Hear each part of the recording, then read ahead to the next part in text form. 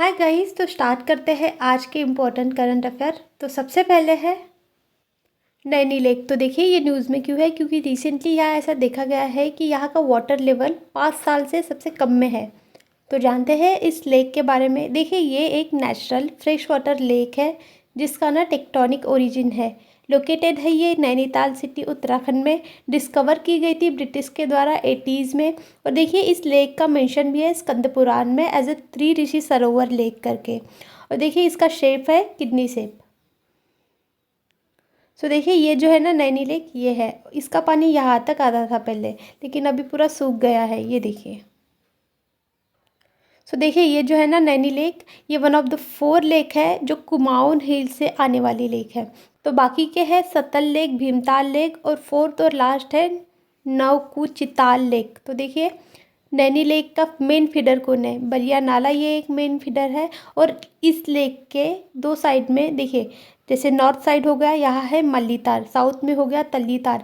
इस मनीताल और तल्लीताल को ना एक ब्रिज जुड़ता है और उस ब्रिज के ऊपर ही ना गांधी जी की स्टैचू भी है। और वर्ल्ड का ओनली पोस्ट ऑफिस है जो किसी लेक के ब्रिज पर है, और वो पोस्ट ऑफिस है ये वाला। नेक्स्ट है हमारा वाइब कोडिंग। तो देखिए न्यूज़ में क्यों है, क्योंकि ये जो टर्म है ना, अभी ओपन एआई के जो को फाउंडर है एंड्रेज करपाती, इन्होंने ये टर्म दी है। और इसके ही कारण सिलिकॉन वैली यानी कैलिफोर्निया में हड़कंप बची हुई है। तो देखिए इसके बारे में जानते हैं। ये वाइब कोडिंग टर्म दिया है एंड्रेज करपाती ने। और देखिए ये काम क्या करेगा, एआई का यूज़ करके कोई भी ऐप का कंप्लीट कोड बनाने वाला है, जनरेट करने वाला है। तो देखिए इससे क्या होगा, जो लोग प्रोग्राम लैंग्वेज नहीं सीखते, प्रोग्रामिंग लैंग्वेज, उनको भी हेल्प होंगी कि वो कैसे टूल्स बना सकेंगे, ऐप बना सकेंगे बिना किसी स्पेसिफिक चैलेंज फेस करके। तो ये है वाइब कोडिंग। सो गाइज ये कोडिंग क्या होती है, कभी कभी लैपटॉप या कंप्यूटर में आते हैं ना ऐसे, इन सब चीज़ों को ही कोडिंग बोलते हैं और उससे ही ना ऐप वगैरह बनते हैं। नेक्स्ट है हमारा आईएनएस तारिणी। तो देखिए ये न्यूज़ में क्यों है, क्योंकि जो नाविक सागर परिक्रमा 2 है ना, जो स्टार्ट हुआ था, उसका अभी लास्ट एंड आ गया है और वो है केप टाउन में। यानी केप टाउन में ये यात्रा ख़त्म होने वाली है।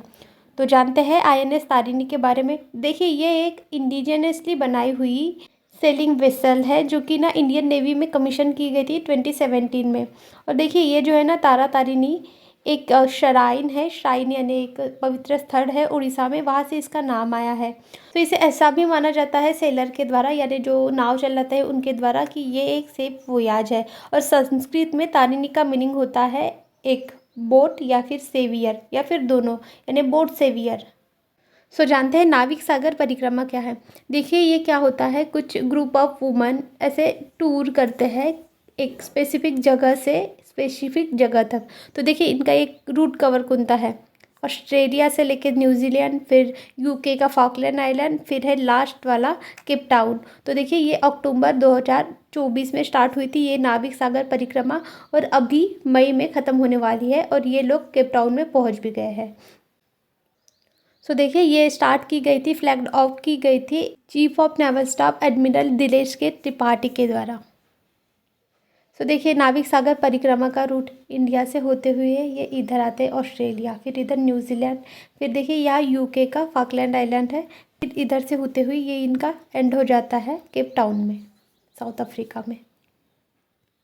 सो देखिए ये है ग्रुप ऑफ वुमन जो तारिणी को लेके परिक्रमा करते हैं पूरे ओशियन वाले रीजन में। ये है ये वुमन। नेक्स्ट है हमारा संगम डिनास्टी। तो देखिए ये न्यूज़ में क्यों है, क्योंकि संगम डिनास्टी के रेयर कॉपर प्लेट अनवील किए गए हैं बेंगलुरु में by the Falcon coin gallery, और इनके साथ मिलकर काम किया है आर्कोलॉजिकल सर्वे ऑफ इंडिया ने। तो जानते हैं संगम डिनास्टी के बारे में। देखिए ये एक फाउंडिंग डिनास्टी है जिसने ये बनाया था विजयनगर एम्पायर, और इसने रूल किया था 1336 से लेके 1485 एडी तक। तो देखिए इस्टेब्लिश की गई थी संगमा डिनास्टी हरिहरा वन और बुका वन के द्वारा। और देखिए ये एक मोस्ट पावरफुल एम्पायर था साउथ इंडिया का। सो देखिए संगम डिनास्टी की कैपिटल थी विजयनगरा, और ये है कॉपर प्लेट। नेक्स्ट है हमारा इन्फ्लेमेटरी बाउल डिसीज यानी आईबीडी।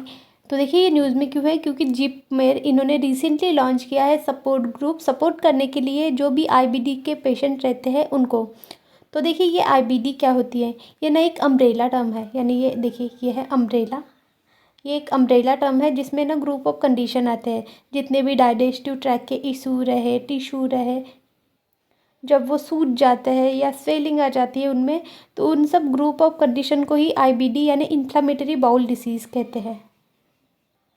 सो देखिए, आईबीडी दो टाइप के रहते हैं। पहले में आता है अल्सरेटिव कोलिटिस, जिसमें क्या होता है, इन्फ्लेमेशन यानी सूजन आती है, फोड़े होते हैं और उसको अल्सर कहा जाता है। और वो ये सब कहाँ आते हैं, कोलॉन और रेक्टम में। और दूसरा है क्रोन डिसीज़। इसमें क्या होता है, जो डाइजेस्टिव ट्रैक्ट की लाइनिंग होती है मोस्टली स्मॉल इंटेस्टाइन की, वो सूजन हो जाती है, वहाँ सूजन आती है, उसे क्रोन डिसीज़ कहते हैं। और जब कोलॉन और रेक्टम सूज जाता है उसे अल्सरेटिव कोलाइटिस कहते हैं। देखिए, क्रोन डिसीज़ में ये इंटेस्टाइन सूज जाती है, अल्सरेटिव कोलिटिस में ये जो रेक्टम वाला पोर्शन रहता है ना, ये सूज जाता है। सो देखिए, ये जो है ना इन्फ्लामेटरी बाउल डिसीज़, ये पूरे डाइजेस्टिव ट्रैक को ही कवर करती है। इसमें कुछ भी सूजन या अल्सर, फोड़े वगैरह आ गए तो वो आती है इन्फ्लामेटरी बाउल डिसीज़ के अंदर में।